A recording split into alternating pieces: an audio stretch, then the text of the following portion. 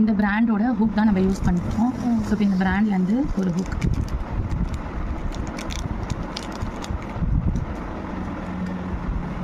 Hook எப்படி தைக்கலாம் அப்படின்னு நீங்கள் பார்க்கலாம். ஸோ ஹூக் இப்படி கையில் எடுத்துட்டோம். ஸோ இந்த மாதிரி தான் இருக்கும் ஹூக்கு.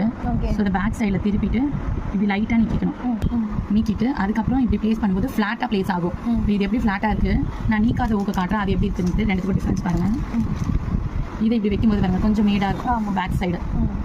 இது வந்து நல்லா பிரித்து வச்சதுனால இது வந்து ஃப்ளாட்டாக இருக்குது. ஸோ நம்ம ஹூக்கு தைக்கிறதுக்கு முன்னாடி எடுத்து லைட்டாக நீக்கிட்டு அதுக்கப்புறம் தான் தைக்கிறதுக்கு ஸ்டார்ட் பண்ணணும். ஸோ இது எப்படி தைக்கணும் அப்படின்னு நீங்கள் பார்க்கலாம்.